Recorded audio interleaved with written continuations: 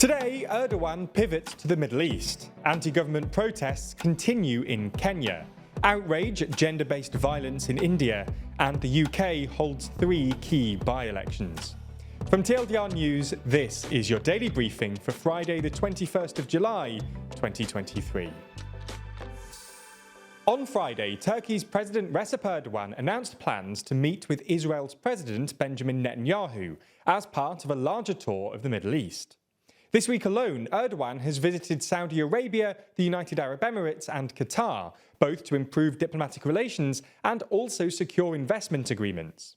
He's been pretty successful in this respect. Saudi Arabia agreed to sign a lucrative arms contract with Turkey's Bakar defence firm, which makes drones, as well as a whole load of other mini-deals to do with energy and defence.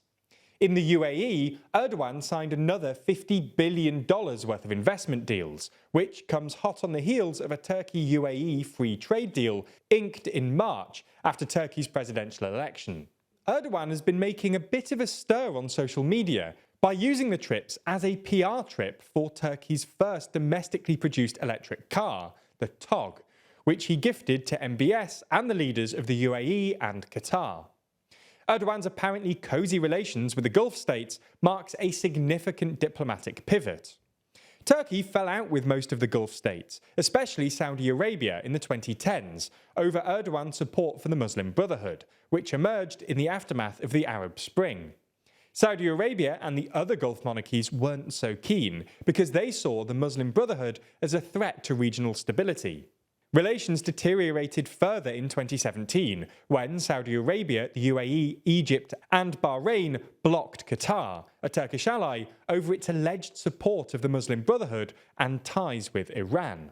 However, in the past couple of years, Erdogan has made great efforts to mend relations with the Gulf states, presumably because he needs foreign currency to prop up his ailing economy, and the oil-exporting Gulf states have more dollars than they know what to do with.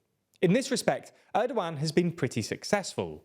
Qatar and the UAE have provided Turkey with some $20 billion in currency swap agreements recently, while Saudi Arabia deposited $5 billion into Turkey's central bank in March. This arrangement also works pretty well for the Gulf states, especially Saudi Arabia, which is trying to reduce its economic dependence on the US. Previously, Saudi Arabia used to recycle its dollars earned by oil sales by buying American exports, especially American weapons. But as Saudi-US relations deteriorate, MBS has started looking for new markets. There's more on the way, but be sure to subscribe and ring the bell to make the daily briefing part of your daily routine, or just search for us on your podcast app to listen along. Protests continued in Kenya, which has been beset by political turmoil since last month, when the government introduced tax hikes on fuel and cut subsidies on certain food staples.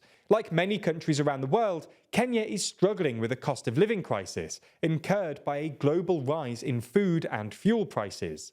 But like many of its African neighbours, Kenya's predicament has been exacerbated by a rise in debt servicing costs as interest rates have risen.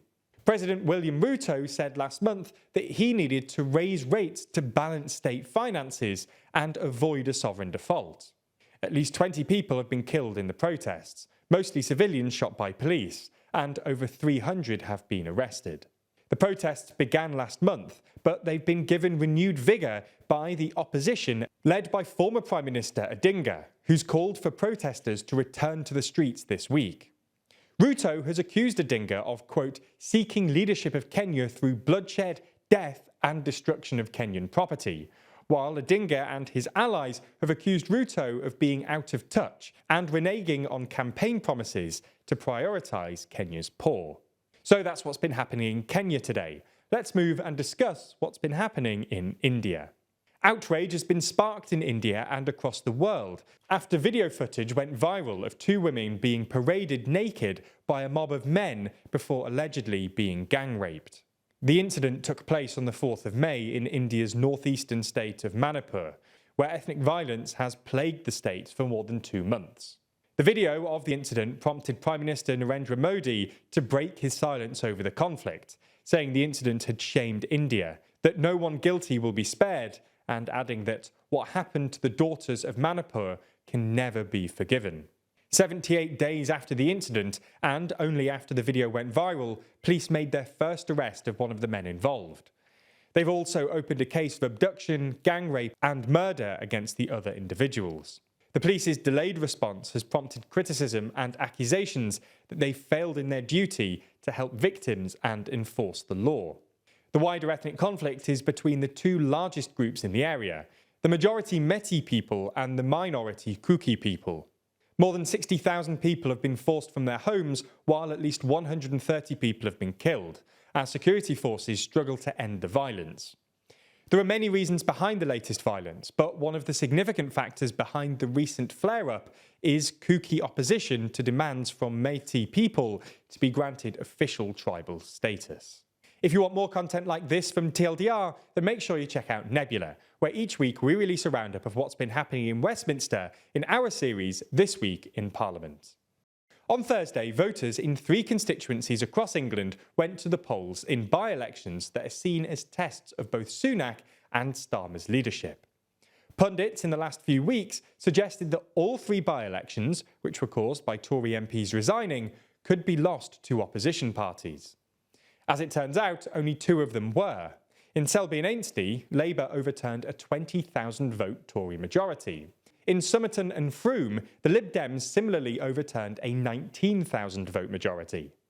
The shock result of the night was that the Tories were able to successfully hold Uxbridge and South Ruislip. In 2019, Boris Johnson won the seat with only a 7,000 vote majority. This was reduced to only about 400 votes last night, but the main thing is that the Tories did hold it.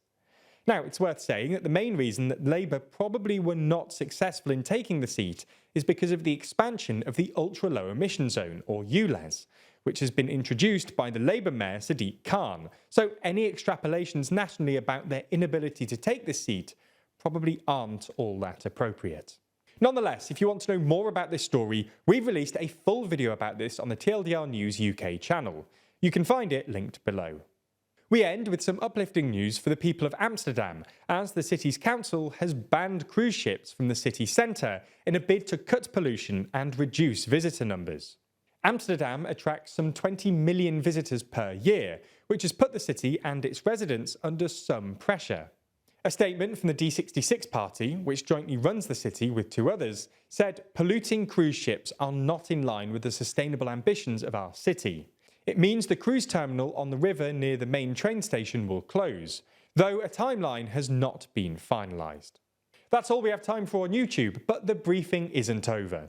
That's because Rory sat down with Jack and quizzed him on everything happening in the news this week. It's Friday, so we're doing another daily briefing quiz.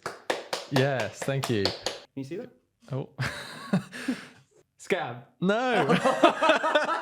I completely failed. You put a dot in there and you thought you'd get me. Hungry when receiving. In the extended ad-free edition of the Daily Briefing, only on Nebula.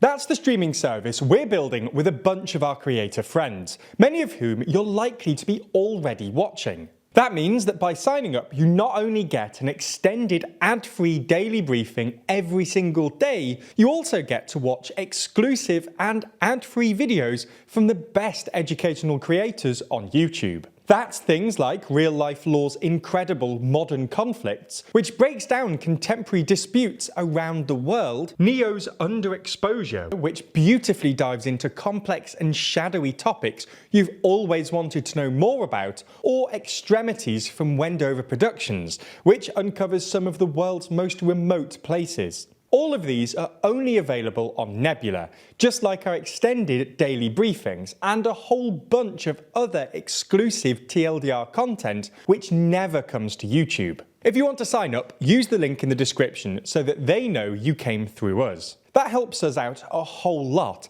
as does watching on Nebula more generally. So thanks for signing up, and we'll see you on Nebula.